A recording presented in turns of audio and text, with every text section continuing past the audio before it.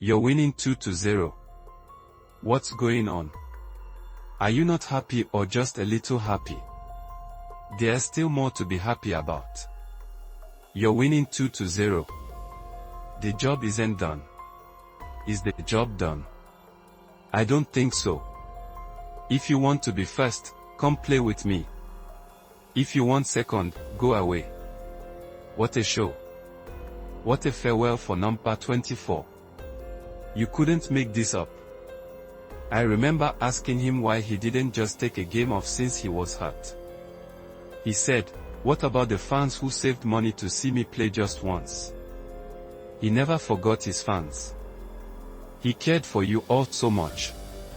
I scored not a free throw, not a point, not a lucky shot, not an easy layup, 0 points. I knew I wouldn't catch up to these kids in a week. I wouldn't catch them in a year.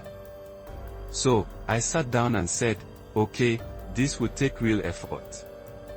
After that, I just got to work. I stayed with him. I kept practicing, kept practicing, kept practicing. How do you handle that pain? You just push through and play. I play games even when I have the flu. I play games with a 102-degree fever, man. It's strong. You can't do that. That is so strong. You have to be ready, man. We were playing against the Lakers, Tom. I said I would get there by 3 o'clock. Who do I see? I see Kobe Bryant. He is already working out. So I worked out for about an hour or so. When I finished, I sat down. I could still hear the ball bouncing. I looked over and saw that he was still working out. He looked like he was sweating a lot when I got there. He was still going. He was doing game moves. I thought, I want to see how long this lasts. I sat there and watched. That game, he scored 40 points against us. After the game, I knew I had to ask him. I needed to understand. So after the game, I said, "Hey, Kobe, why were you in the gym for so long?" He said, "Because I saw you come in. I want you to know that it doesn't matter how hard you try, I'm ready to try harder." Wow. Just like when the shot clock went out, I would guess. And it's right where Kobe Bryant passed Michael Jordan. So Andrew gets the chance to put it down where Kobe Bryant made those 2 free throws. Dave, I wanted to be one of the best basketball players ever. Anything else outside of that, I didn't have time for. I played games with the flu. I played games with a 102-degree fever, man. Power. This challenge can't define me. It's not going to stop me. It's not going to make me leave the game I love. I will live on my own terms because when I retire, I don't want to say I wish I had done more. I would watch Magic play. I'd watch Michael play. And I'd see them do amazing things. And I'd think, can I reach that level? I don't know, but let's see. What would Shaq be like if he had your work ethic? He'd be the best ever.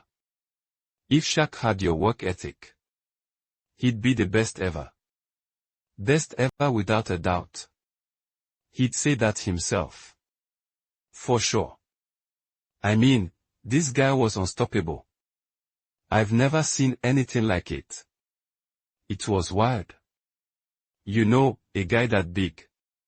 Usually, guys that big are a bit shy, and they don't want to stand out. But this guy, he didn't care. He was tough. He was fierce. He was driven. He was intense. I mean, yeah, I wish he was in the gym with me. I would have had 12 rings. Yeah, because I don't work with people who don't give 100 but act like they do. I don't do that. I don't. You know, he would say, "Okay, Kobe isn't passing me the ball."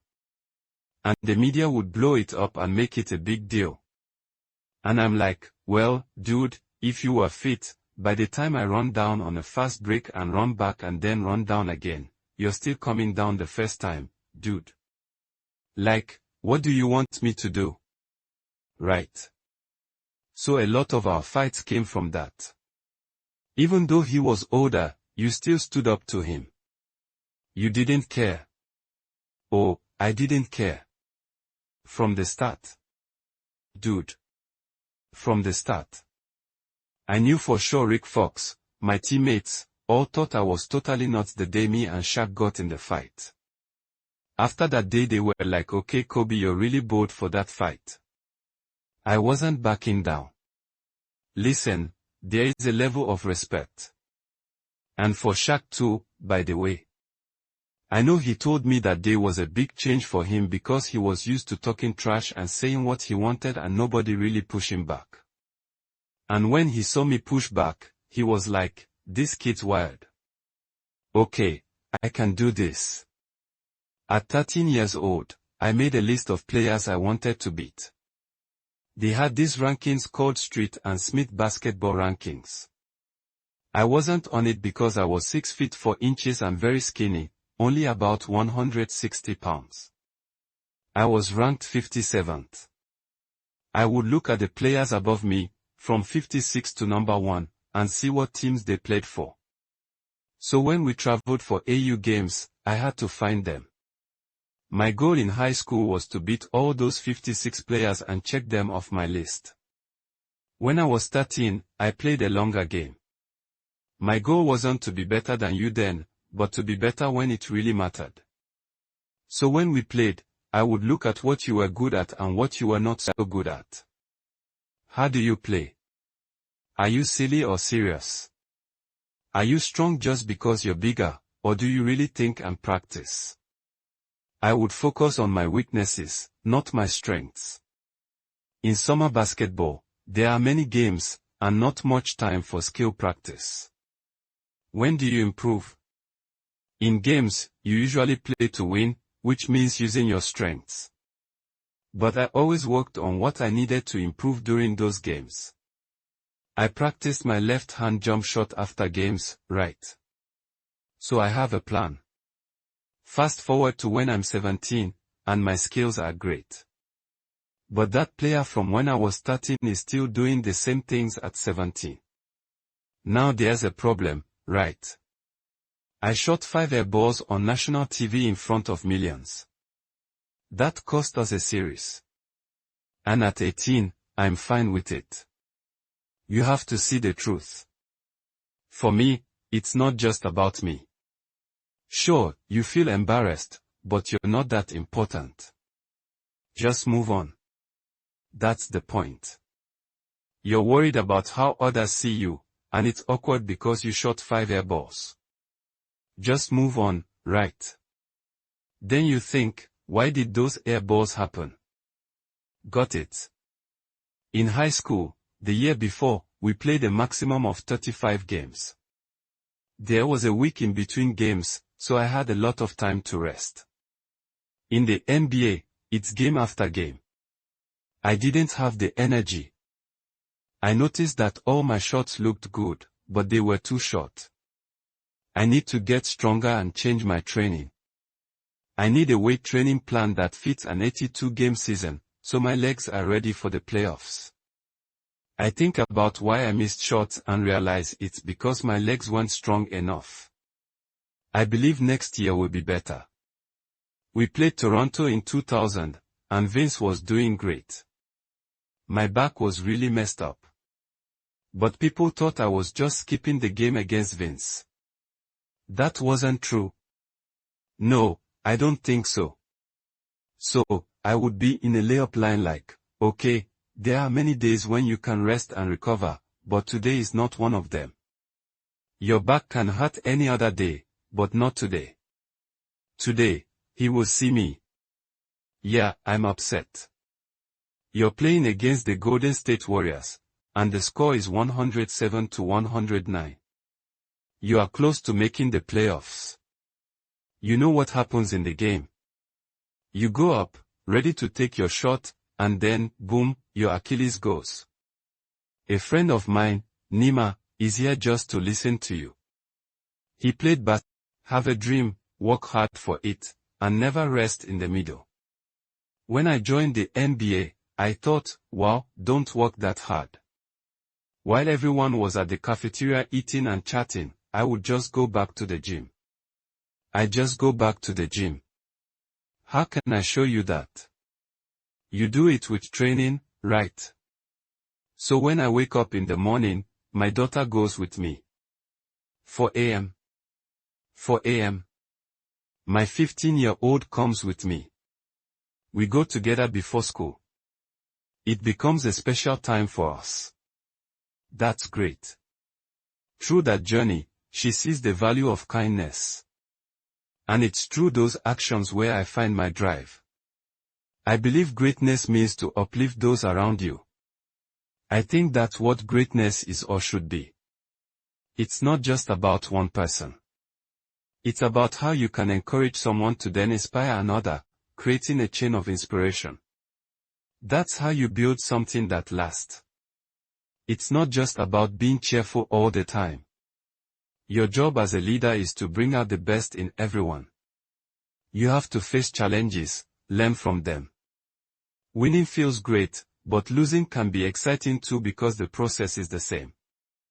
The hardest part is confronting those challenges. But what if today is the day you have to act? Now, what will you do? What can I say? Mamba out. My parents were amazing. When I was young, my parents taught me to value imagination and curiosity. They made it clear that if I wanted to achieve something, I couldn't just sit back and wish for it. I could reach my goals, but I also had to work hard for them. They shared this lesson with me when I was very young. Growing up believing that the world is full of opportunities if you put in the effort helps build a strong foundation. Who had a bigger impact on you, your mom or dad? Both were important at different times. My mom was there every day, while my dad played a big role during a key moment. There was a summer when I was about 10 or 11, and I played basketball. I didn't score even once that whole summer, not a single point. You didn't score at all? Not at all. Were you actually playing in the games? Yes, I was in the games. How did you not score? I was really bad. I didn't make any free throws or score at all. 0 points. I remember being sad about it. My dad hugged me and said, whether you score 0 or 60, I will love you no matter what. Wow. That is the most important thing to hear. It gave me the confidence to fail. I felt secure. But I thought, forget that, I'm going for 60. Let's do this. From there, I got to work. I kept practicing and practicing. I realized it was important to think about the long term because I wasn't going to catch up to those kids in a week or a year. So when I sat down to think about what to work on first, I chose shooting. I decided to focus on that for 6 months, just shooting. After that, I started making my own shot. So I made a list of things.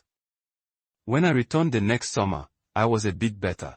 Then when I turned 14, I was beating everyone, and it happened in 2 years.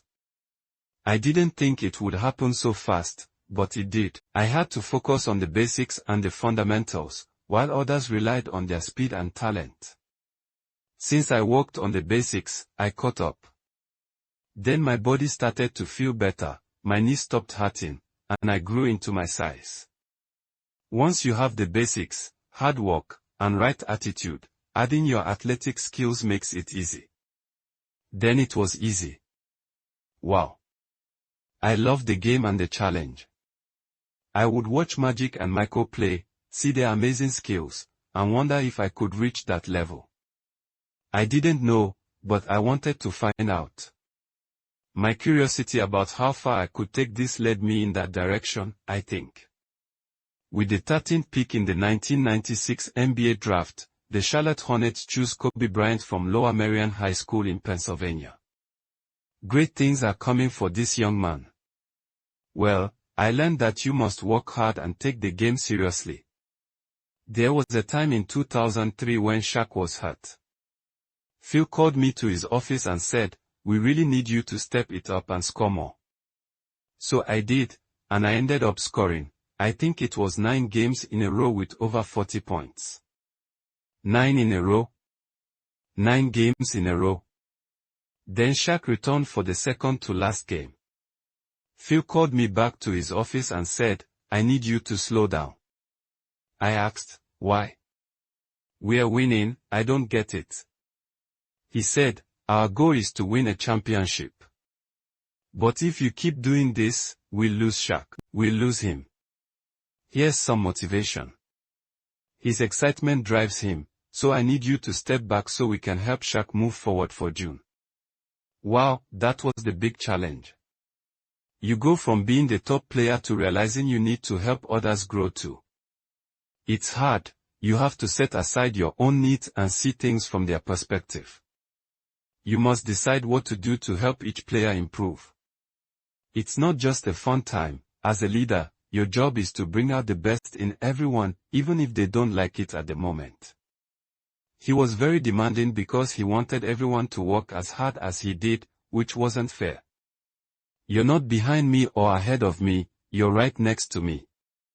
Practice was very competitive right away. You know how Kobe is. He was talking a lot. Sometimes we worked well together. He didn't let me get away with much. When I was about to get in trouble or lose my cool, he helped me stay focused, which was great for me. So during a timeout, he said, hey, I'm open." I said, "Okay." Then we went back out and he said the same thing. When we came back in, he said, "Dude, you have to pass me the ball." I said, "Man, forget that. Get the rebound if I miss, man. I don't work with people who don't try hard but act like they do." The joke is that he doesn't pass, but that's fine, I'll take those 5 points. I'll take 5. Those times when you wake up early and work hard, those times when you stay up late and work hard, those times when you feel too tired and don't want to push yourself, but you do it anyway. That is the real dream. The dream is not the end goal, it's the journey. If you can grasp that, you will see something amazing happen. Your dreams won't just come true. Something even better will. The great thing about passion is that if you love something, you will go to any length to understand or get it. If you love something, you will do what it takes to get it, whether it means working or asking for help. I don't think you all realize how present you were with me. You were there with me at 5:30 in the morning when I was running on the track, and I was halfway through my workout. I wasn't sure I could finish. I thought about what you all expected from me and our team. It kept me going. It helped me get through those 800s, 400s, and 100 at 5:30 in the morning. So, thank you. We are up here not just because of talent or skill. We are here because of early mornings. We are here because of 2-a-days or 5-a-days. We are here because we had a dream and let nothing stop us. If anything tried to hold us back, we used it to get stronger. We were never satisfied, never done, and would never quit.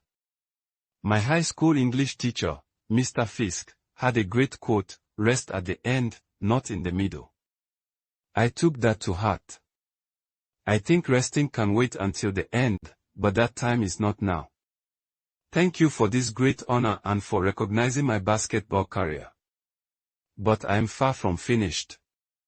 My next dream is to be recognized one day for encouraging the next group of athletes to dream big, work hard, and never give up halfway. Rest at the finish, not halfway. Just be yourself. That's all. Be you. Be you. There's no trick. You don't have to make anything up. Who are you? Where are you now? What is your story? Where does that come from? And if you all can see that I am doing my job as a dad, thank you so much. I love you or, look, either you're going to beat me up or we are going to fight, but there's respect between us. Shaq told me that day was a big change for him because he was used to trash talking and no one challenging him. When he saw me stand up to him, he thought, this kid's wild. I can work with that. I think that had never happened to him before. It's not something he was used to, right? I mean, he's been 7 feet tall since he was 3. I'm remembering all of this right now. This is also a game in Phoenix. In my first year, we were playing and he kept getting pushed around, so they kept fouling him, and he kept going to the free throw line and missing. So he passed the ball to me. I'm not throwing it back in there. I just kept shooting, right? Then we had a timeout. He said, hey, I'm open. I said, okay. We went back out and the same thing happened. He said, hey, I'm open. I said okay. Then he came back and said, hey man, you have to pass me the ball. I said, dude, just get the rebound if I miss, man. I told him this. First year, 18 years old, man. 18 years old. I must have been crazy. The story goes on. The story goes on. So if you fail on Monday, the only way it's a failure is if you choose not to learn from it. Right? For me, that's why failure doesn't really exist. Because, if I fail today, okay, I learn from that and I'll try again on Tuesday. There are times when you don't want to work, you're really tired, you don't want to try hard, but you do it anyway. That's the goal. It's not about where you end up, it's about the experience.